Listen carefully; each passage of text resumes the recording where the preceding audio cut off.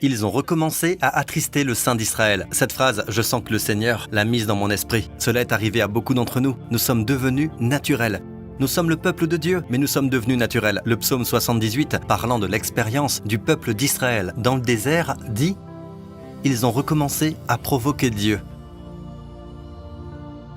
à attrister le Saint d'Israël. » Ils ont attristé, limité le Saint d'Israël. Dieu est capable de faire tant de choses, mais nous l'attristons en le limitant. Nous l'attristons, le limitons à cause de ce que certaines personnes disent. Nous l'attristons à cause de fausses doctrines qui se sont immiscées dans l'Église.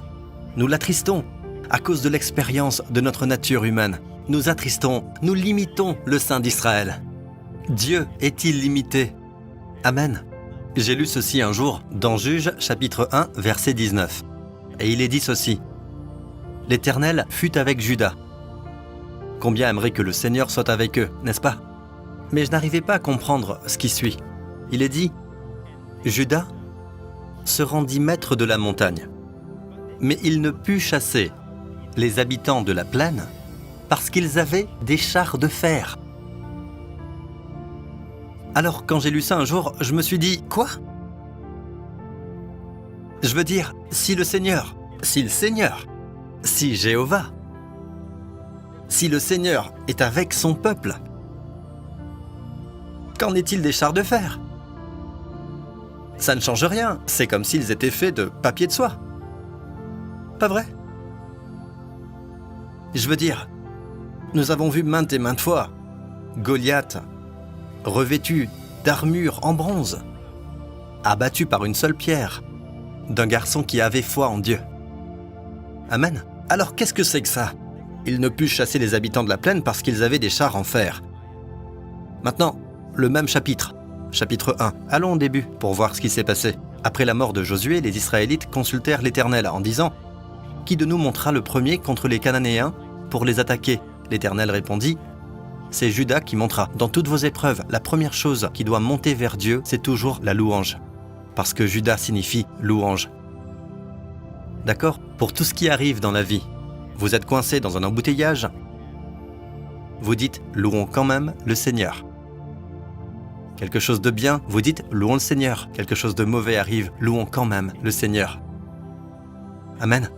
La première chose qui monte, c'est la louange. Juda, Yehud, signifie louange. Alors, qui montera en premier? Louange, Juda. L'Éternel répondit « C'est Juda qui montera. Voici. Regardez ceci, regardez. J'ai livré le pays entre les mains de qui? Ses mains. Une seule tribu. C'est important pour vous, d'accord? Je vous donne la révélation maintenant, tout de suite. Bon. Dans quelles mains Dieu a-t-il livré les ennemis? Les Cananéens. Les mains de Juda. Il y a 12 tribus. Mais c'était dans les mains de Juda. Regardez le verset suivant, le verset 3. Alors Juda dit à Siméon, son frère.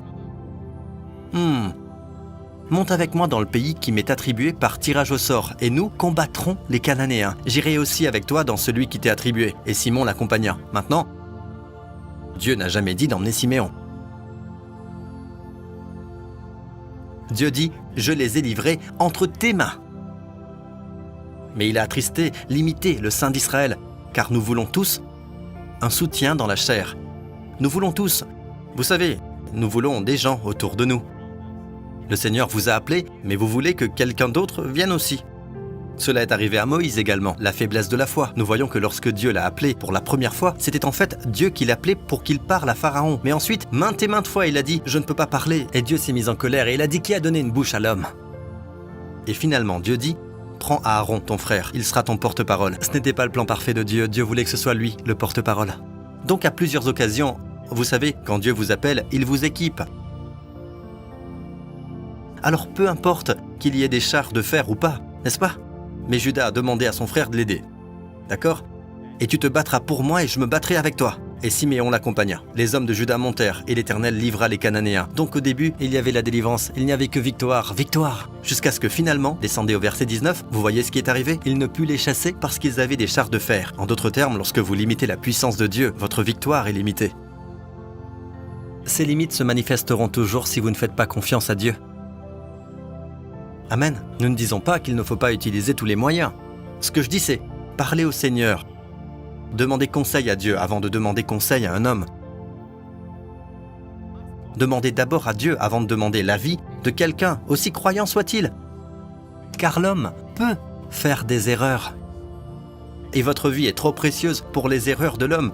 Cela ne veut pas dire qu'il ne faut pas demander de conseils, mais il faut d'abord demander au Seigneur. Priez le Seigneur en premier. Ne courez pas chez le médecin en premier. Allez d'abord voir le Seigneur. Si le médecin dit « il faut arrêter cela », allez d'abord voir le Seigneur. Car les médecins peuvent faire des erreurs. N'est-ce pas? Maintenant, regardons un autre cas. Nous allons dans le livre des Hébreux. D'accord? Mais d'abord, regardons le bonhomme appelé Barak. Son nom signifie éclair, Barak. D'accord? Nous y voilà.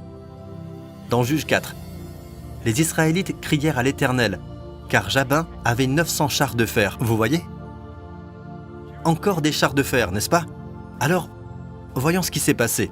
Et les opprimait avec violence depuis 20 ans. À cette époque, Déborah, une prophétesse, mariée à un certain Lapidote, était juge en Israël.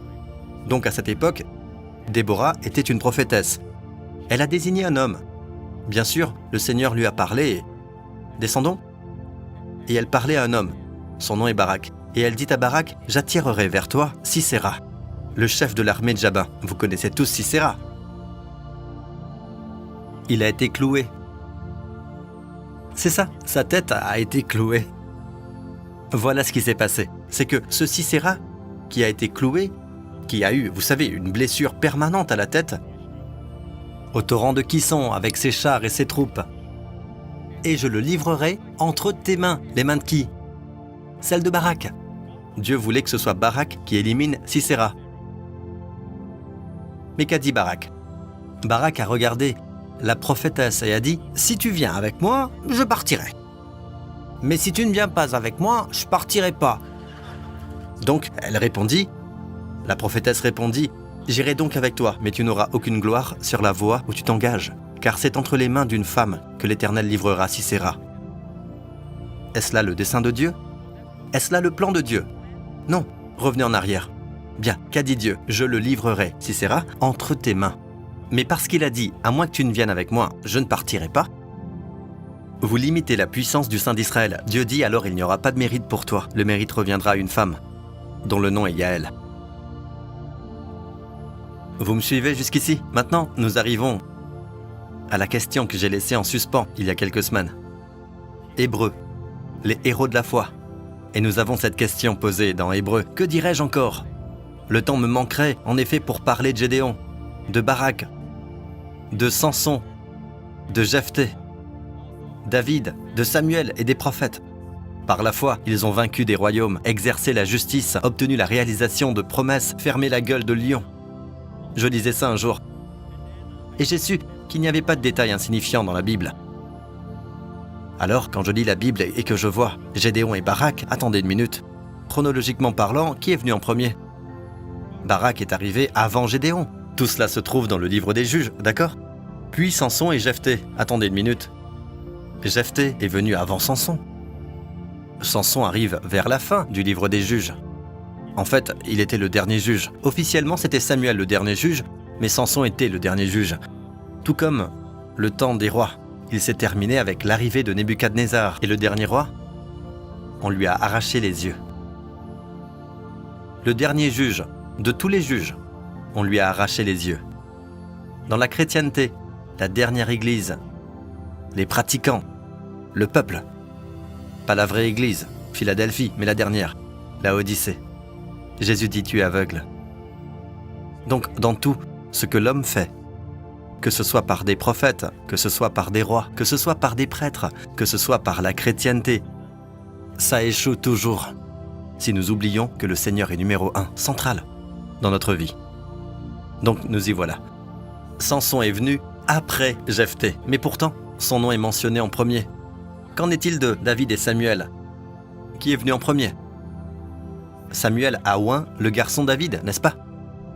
Sinon, il n'y a pas de prophète pour l'oindre. Donc David est venu après Samuel. Pourtant, David est placé en premier ici. Quelle en est la raison? Oh, nous n'avons plus le temps.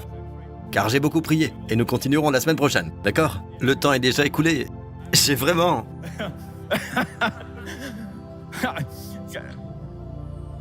Vous voulez essayer de deviner? Je vous ai parlé de Barak, comparé à Gédéon. Gédéon et Barak.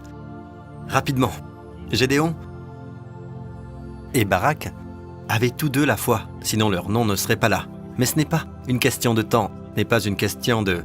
Lorsque Dieu met un nom en premier, c'est généralement la priorité de Dieu, ce qui signifie que Dieu le favorise en premier. En fait, ce n'est pas basé sur le temps, mais sur la qualité de la foi.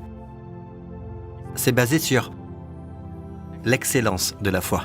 C'est une foi plus grande. Comme je viens de vous le montrer, Barak comparé à Gédéon. La foi de Barak était « Si tu viens avec moi, alors je partirai avec toi. » Alors que pour Gédéon, ses yeux étaient sur le Seigneur. Il a en effet eu besoin du signe de la toison, mais évidemment, avec Dieu, Dieu a permis cela car il regardait au Seigneur, alors que Barak regardait à la femme. Vous me suivez jusqu'ici? Ce n'est pas une question de chronologie, c'est une question de qualité. Il s'agit de l'excellence de la foi. Qu'en est-il de Samson et Jephthé? Vous savez, aujourd'hui, j'entends des gens prêcher contre Samson, beaucoup. Mais laissez-moi vous dire ceci. Aussi charnel qu'il soit, il nous fait penser à chacun de nous. Mais il avait foi en Dieu.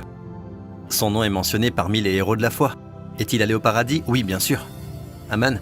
Et Samson et Jephthé, qu'en est-il de Samson? Qu'a fait Samson? Qu'a fait Jephthé? Samson, par exemple, voici une histoire où il est dit qu'il trouva une mâchoire d'âne fraîche, tendit la main pour la prendre et tua 1000 hommes avec elle. Samson dit alors, « Avec une mâchoire d'âne, j'ai fait 1 tas, 2 tas. Avec une mâchoire d'âne, j'ai tué 1000 hommes. » Quand il eut fini de parler, il jeta la mâchoire, et on appela cet endroit Ramat Lehi, ce qui signifie l'exaltation de la mâchoire. D'accord? Descendons. Pressé par la soif, Samson fit appel à l'Éternel. Ah, il était pressé par la soif. Quand il avait soif, à qui faisait-il appel? L'Éternel. Il fit appel à l'Éternel et dit, « C'est toi qui as permis cette grande délivrance. » Il a donné la gloire à Dieu.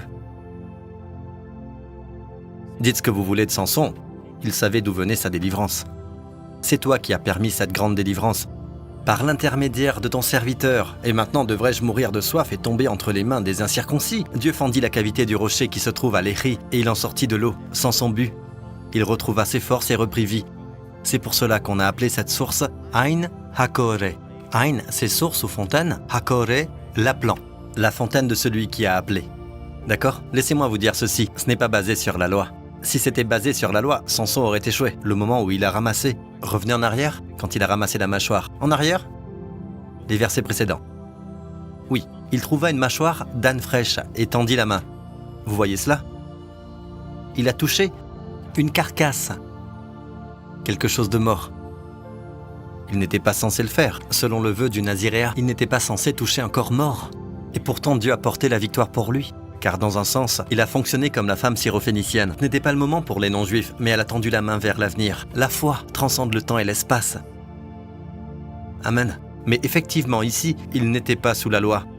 Mais il était sous la grâce. Il opérait dans la foi, en l'Éternel. Il regardait à l'Éternel. Vous me suivez jusqu'ici? Alors pourquoi a-t-il été mis au-dessus de Jephthé? Jephthé est venu en premier. Qui est Jephthé? La Bible dit qu'il était le fils d'une prostituée. Il a été rappelé. Il a d'abord été rejeté par ses frères, rejeté par sa communauté. Puis, plus tard, ils l'ont rappelé quand les ennemis sont arrivés, car il était un guerrier.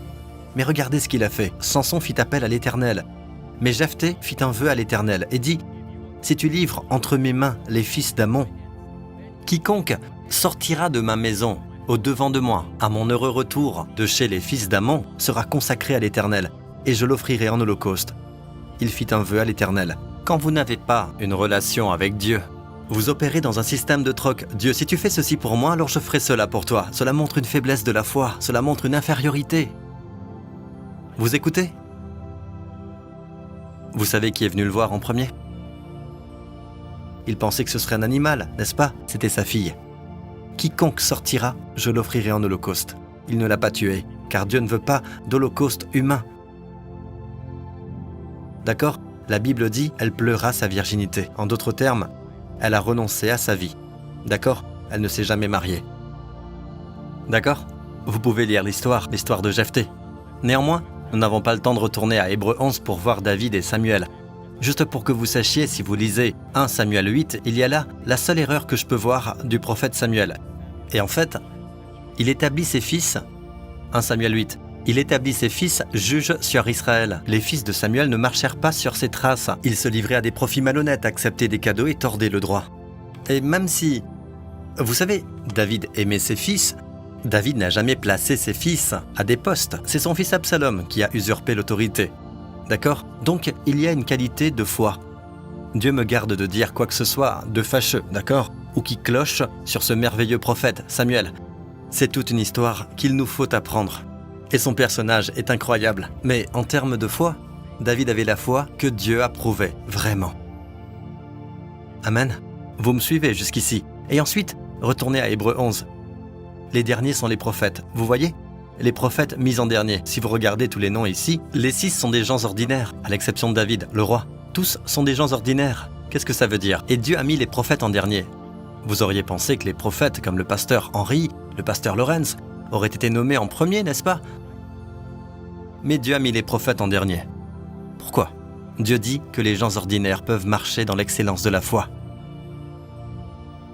Amen. Le dernier, et nous terminons. Si vous êtes sous la loi, voici ce qui se passe au niveau de votre service en ce qui concerne votre fonction dans l'Église. À cause du temps, je vais vous dire très rapidement, ceci est sous la loi. C'est ce que Dieu dit, sous la loi. Voici ce qui concerne les Lévites. Les Lévites sont des gens qui servaient le Seigneur, d'accord ? Et ils aidaient les prêtres. Dès l'âge de 25 ans, tout Lévite entrera au service de la tente de la rencontre pour y exercer une fonction. Dès l'âge de 50 ans, il quittera sa fonction et ne servira plus. En d'autres termes, si vous êtes sous la loi, votre force est limitée. Vous êtes soumis à la détérioration naturelle et à l'usure. N'oubliez pas, peuple de Dieu. Je veux vous dire quelque chose. Rappelez-vous de ceci. La Bible dit que Josué a vieilli. Mais pas Caleb. La Bible mentionne la mort de Josué, mais pas celle de Caleb. Le même chapitre, Josué 13, où Dieu a dit à Josué tué d'un âge avancé. Dans le chapitre suivant, Caleb dit à Josué « Je suis aussi robuste aujourd'hui, à 85 ans, que je l'étais le jour où Moïse m'a confié cette mission à 40 ans. Ma force est pour la guerre, je peux combattre. Donne-moi cette montagne. Donne-moi cette montagne. » Amen. Et au fait, montrez-leur. Juge 1 à l'instant, verset 19. On a commencé par cela, n'est-ce pas ? On a commencé par cela. Pas vrai ? C'est par là qu'on a commencé. Regardez le verset suivant. On donna Hébron à Caleb, comme l'avait dit Moïse. Hébron est la montagne dont il parle quand il dit « Donne-moi cette montagne ». Caleb, seul. Cela sonne comme s'il était seul. En chassa les 3 géants. Les 3 descendants d'Anak. Quel contraste entre quelqu'un qui a cru en Dieu et quelqu'un qui dit « Frère, tu dois venir avec moi ». Caleb l'a fait seul. Je vois des hommes et des femmes de foi. D'accord, retournons au... On va terminer. Retournez au... Juste là, 25 ans. Donc, de 25 à 50 ans, beaucoup d'entre vous se disent « Mon Dieu, je suis déjà au-delà. » Bon, c'est la nature, mais écoutez. Moïse a servi jusqu'à 120 ans. Et il est mort sans maladie. Sa vue n'était pas affaiblie et il n'avait pas perdu sa vigueur. Caleb a servi à 85 ans. Il a dit « Je suis aussi robuste aujourd'hui que je l'étais. » Et il n'y a aucune trace de sa mort. Amen. Voici ce que nous voyons dans la Bible. Si vous êtes sous la loi, vous serez limité, car la loi ne concerne que votre force. Tu ne feras pas, tu n'auras pas, tu ne feras pas, tu ne feras pas. Il s'agit de votre force. Vous comprenez ? Mais la grâce est au-delà de votre force. Au-dessus et au-delà de ce que vous pouvez faire. Au-dessus, au-delà de vos capacités. Je peux avoir un bon amen ? Donc, si vous fonctionnez par la grâce, voici la promesse pour vous. Amen. Et ceci est pour les gens heureux. Bon, Deutéronome 33, c'est le dernier verset. Nous allons terminer avec ça. Vous devez tous vous tourner vers ceci, d'accord ? Deutéronome 33, verset 20 quelque chose. Il est dit « Ceci est la bénédiction d'Asher. Que ta vigueur dure autant que ta vie. » Deutéronome 33, verset 25. La promesse faite à Asher. Asher signifie « heureux ». Les gens qui sont heureux sont des gens féconds. Je ne comprends pas les chrétiens qui sont censés être spirituels, mais qui sont si grincheux, si légalistes. Amen. Des gens heureux. Abraham a ri quand Dieu a dit qu'il aurait un fils. Sarah a ri quand elle a entendu qu'elle serait mère. Amen. Et puis ils ont décidé d'appeler leur fils Rire. Ils se sont beaucoup amusés et ont été féconds. Je pense que le christianisme est en fait lié à la joie du Seigneur. Vraiment, la joie du Seigneur. Et nous avons même des idées fausses à ce sujet. Vous savez, Matthieu nous dit « Vous devez être joyeux, vous devez être joyeux ». Il ne dit pas « votre ». La joie est votre force. La joie du Seigneur, c'est sa joie qui est ma force. Et vous savez pour qui il se réjouit? À votre sujet.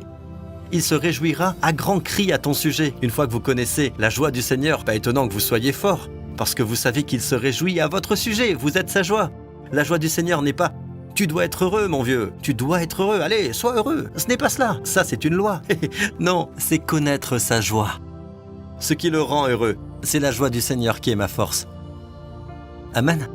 J'ai fini, j'ai encore plein de choses à partager, mais on s'arrête là pour l'instant. Louez le Seigneur, louez-le, alléluia. Mes amis, si vous êtes ici, écoutez, Dieu vous aime tellement qu'il vous a donné son Fils, qui est mort sur la croix pour tous vos péchés. Il a été jugé à votre place, il est devenu péché avec votre péché pour que vous deveniez la justice de Dieu en lui. Si c'est votre désir, où que vous soyez, dites cette prière avec moi dès maintenant. Dites, Père Céleste, je crois en ton amour pour moi. Je suis vraiment aimé. Merci Père. Ce n'est pas par hasard que je suis ici aujourd'hui. Ce n'est pas par hasard que je regarde ce programme en ce moment. Merci Dieu le Père, que Christ est mort pour mes péchés et qu'il est ressuscité d'entre les morts quand j'ai été justifié en lui. Jésus-Christ est mon Seigneur et mon Sauveur. Merci Père, au nom de Jésus. Vous êtes sauvés. J'ai dit vous êtes sauvés. Amen. Levez-vous maintenant. Merci Seigneur Jésus. Levez vos mains, vous tous ici présents. Désolé, j'ai pris un peu plus de votre temps. C'est très exceptionnel aujourd'hui à cause de la façon dont l'Esprit de Dieu a agi et tout ça. En fait, mon message a été très court. Levez tous vos mains. Que le Seigneur vous bénisse avec les bénédictions du Père Abraham. Et que le Seigneur vous garde, vous protège de tout danger, tout mal, tout accident, toute tragédie, de toutes les puissances des ténèbres tout au long de cette semaine. Vous et vos proches. Et le Seigneur vous accorde sa grâce et fasse briller son visage sur vous et vous donne son shalom, le bien-être, la paix et la santé. Au nom de Jésus. Et tout le peuple dit Amen. Que Dieu vous bénisse, que votre vigueur dure autant que votre vie. Merci d'avoir suivi cette vidéo jusqu'au bout. J'espère que ces mots ont pu trouver un écho en vous. N'oubliez pas que chaque jour est une nouvelle opportunité de grandir et de faire mieux. Prenez soin de vous et à très bientôt. C'est sur ces mots que je vous laisse. Que la paix soit sur vous et que ce message vous accompagne dans votre cheminement personnel. On se retrouve très vite pour une prochaine vidéo. Soyez bénis. Pour ceux qui le souhaitent, j'aimerais finir par un moment de recueillement. Seigneur, je viens devant toi avec un cœur humble. Je reconnais mes erreurs, mes paroles déplacées et mes actions qui ont pu blesser ou m'éloigner de ta lumière. Je te demande sincèrement pardon. Purifie mon cœur, fortifie ma volonté de ne plus recommencer et guide mes pas sur le chemin de la droiture. Amen.